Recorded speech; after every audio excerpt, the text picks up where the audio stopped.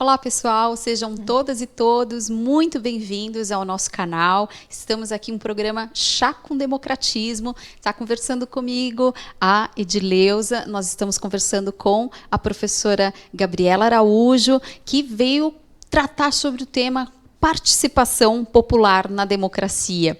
E ela já conversou no nosso bloco anterior, nosso programa anterior, que você assistiu na semana passada. Ela comentou sobre o referendo e o plebiscito.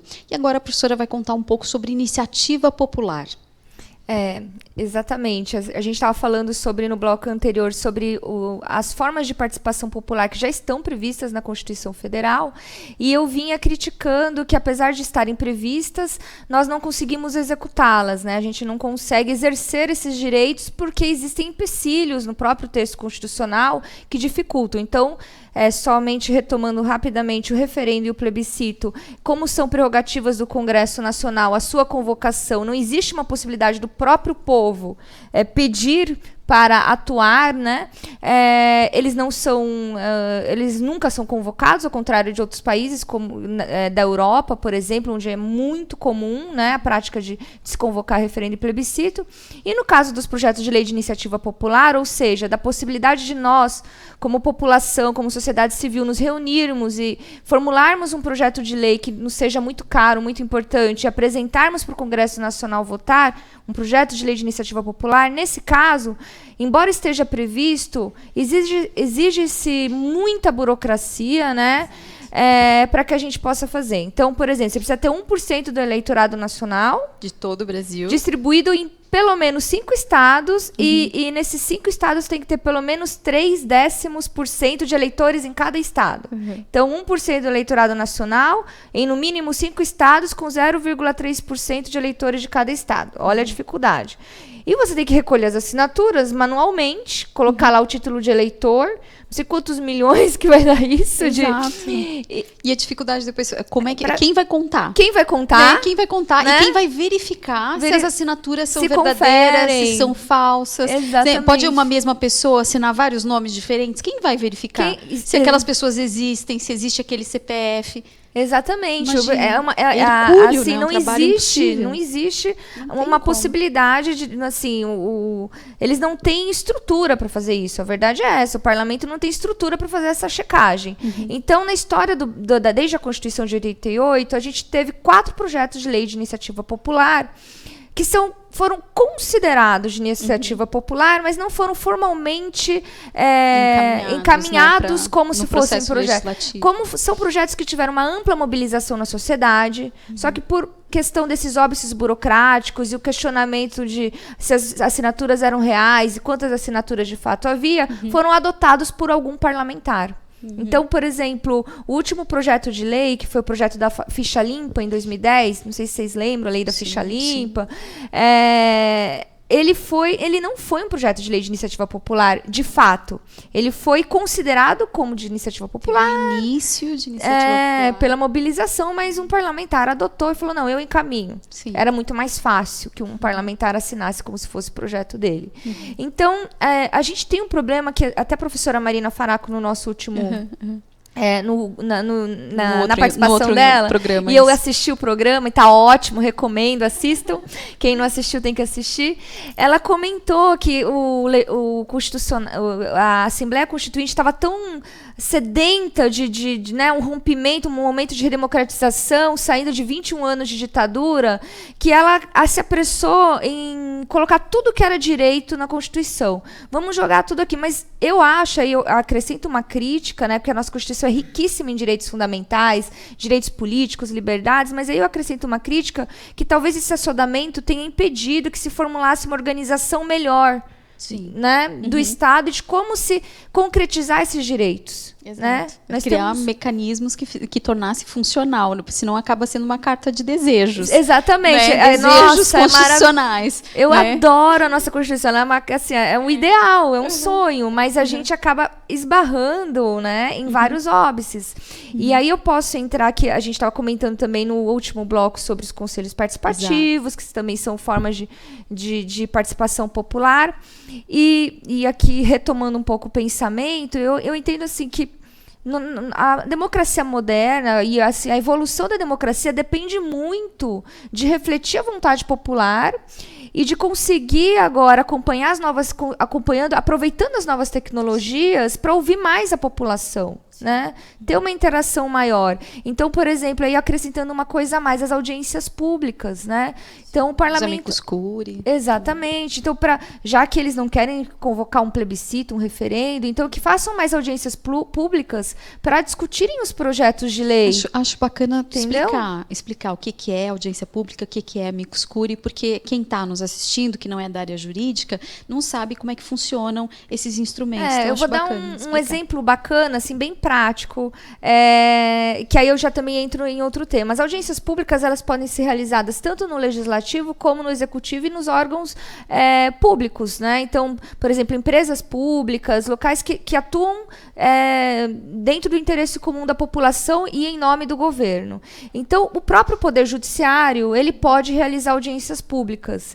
E esse ano, eu sou professora de Constitucional, de Direitos Humanos, mas eu atuo na área eleitoral como advogada. E esse ano eu achei muito interessante, porque o Tribunal Superior Eleitoral, ele está com uma iniciativa de fazer audiências públicas em todos os tribunais regionais eleitorais do Brasil. Então, ele está passando em todos os estados, levando o ministro do TSE, representando o tribunal, mais o presidente dos tribunais regionais, abrindo para a sociedade, para que a sociedade opine sobre como melhorar as normas, a regulamentação da legislação eleitoral para as eleições do ano que vem.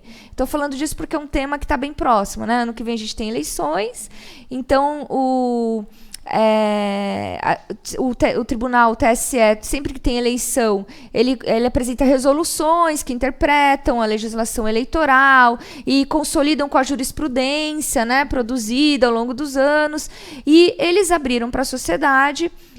Eu me inscrevi, porque, enfim, sou professora, atuo na área, sou advogada, mas várias associações da sociedade civil, representantes de ONGs, de organizações não governamentais, também se inscreveram e participaram. Então, eu cito aqui uma senhora que falou antes de mim, e ela falou sobre a questão da pessoa com deficiência. Olha, vocês nas eleições, vocês não estão pensando adequadamente na pessoa com deficiência, porque pessoa com deficiência, ela não pode ser obrigada a votar num local separado. Ela tem que votar junto com todo mundo e vocês têm que viabilizar que ela vote junto com todo mundo. Você não sabia que as pessoas votavam em uma coisa eles teriam... Eu também não, eu aprendi na... Gente, olha aprendi só. com ela, né? Gente. Então, assim, eles têm que votar na mesma sala, porque isso é inclusão. Lógico. Né? Então, isso é uma audiência pública. E eles ouviram, né? E foi o dia inteiro, as pessoas apresentando. Estava lá um ministro do tribunal, tinha um grupo de trabalho, várias pessoas ouvindo a população, sociedade civil, anotando. Eles vão fazer um relatório e eles disseram que vão levar isso em conta. Olha que tudo que eles vão ouvir. Né? Isso é audiência pública, entendeu? Isso é audiência pública. Extremamente importante, então, e que retoma o que a gente comentou no programa anterior, né? Pensar que as pessoas precisam saber disso para poder participar disso. Precisam conhecer, precisam ter essa informação. Quem ficou sabendo, né, dessa audiência? Só quem já está engajado de alguma forma em algum movimento, em algum local. Isso não foi amplamente publicizado. Até porque as pessoas também, né, têm essa visão que tu comentaste muito bem, né? As pessoas têm essa noção de que política é uma coisa ruim, né? E não é. Política é participar das decisões que são importantes para você. Então você precisa saber sobre política, você precisa se inteirar, você precisa conhecer como as coisas funcionam, porque assim você consegue interferir. É que foi plantado de uma forma tão sistemática, né? Essa coisa de sobre política não se discute.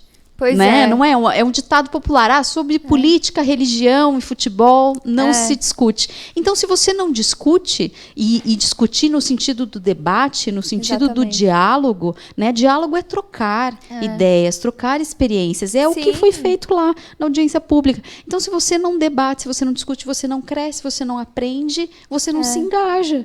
Né? Você está falando interessante, você está falando exatamente, aí voltando um pouco sobre democracia, sobre o espírito da origem da democracia, né? Porque a democracia, como forma de governo, ela tem origem na antiguidade grega, séculos antes de Cristo, e as pessoas, como elas decidiam, né? As cidades eram divididas em pequenas cidades, os estados eram pequenas cidades, né? Os governos, e o povo se reunia em praça pública para decidir tudo o que ia acontecer. E no debate...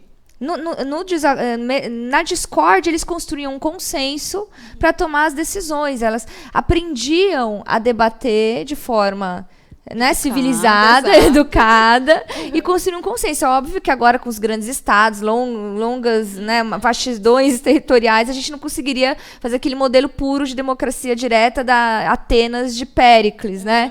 Mas a gente pode tentar fazer um pouco disso também, né? Porque a democracia a gente só aprende, e a política a gente só aprende na prática. Sim, só né? Conversando, só debatendo, Exatamente. só dialogando. E é isso que é o que falta ao povo brasileiro, né? Esse espírito democrático, mas isso tem que ser construído e as pessoas só se sentem convidadas a participar de um debate quando elas têm um mínimo de conforto, um mínimo de conhecimento.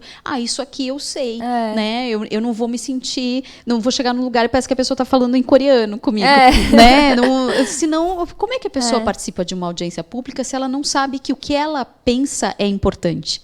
Que o conhecimento dela é importante?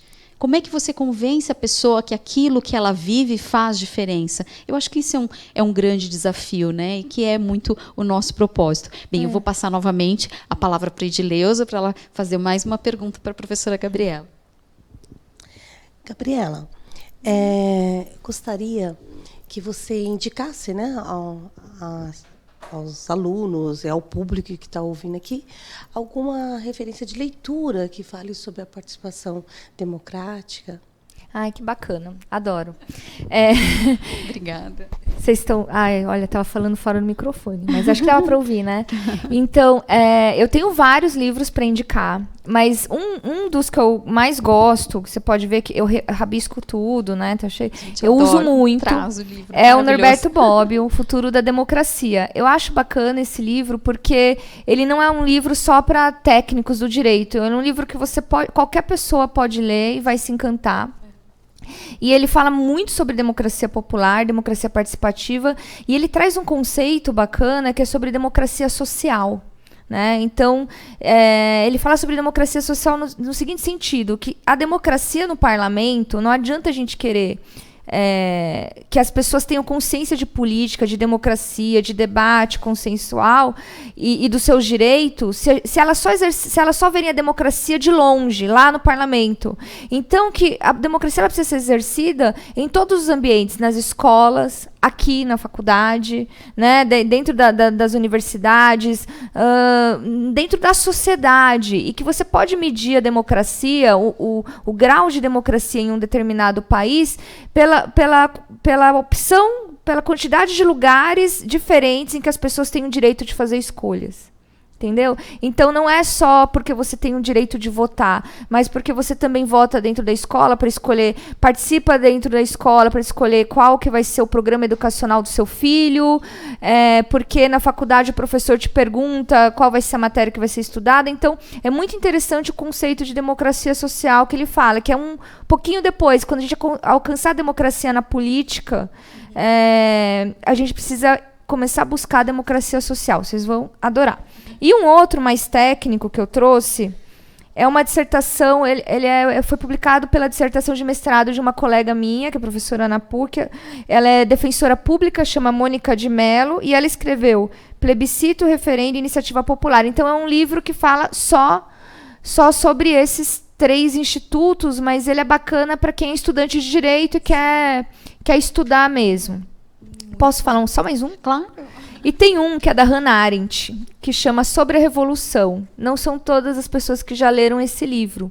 Eu acho muito bacana, aí a gente voltando para o nosso tema, porque ela faz uma comparação entre a Revolução Francesa e a Revolução Americana, E ela entende que a Revolução Francesa, apesar de ter sido linda, como a nossa Constituição, pródiga em direitos, né, liberdades, ela falhou porque ela não contou com a participação, ela não pensou em como organizar o governo depois. E por isso, né, logo depois da Revolução Francesa, voltou tudo. Ao contrário da Revolução Norte-Americana, em que já havia uma descentralização do poder, as pessoas já se reuniam em pequenos conselhos municipais, né?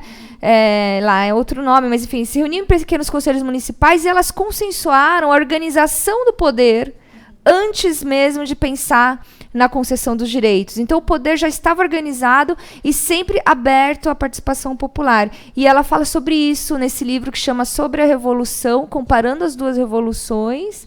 E também é um livro que é legal tanto para aluno de direito como para qualquer pessoa, porque fala de história e fala de organização política de governo. Nossa, que dica incrível. Depois, no descritivo do vídeo, a gente coloca todos os nomes dos livros e tal, para as pessoas poderem acessar.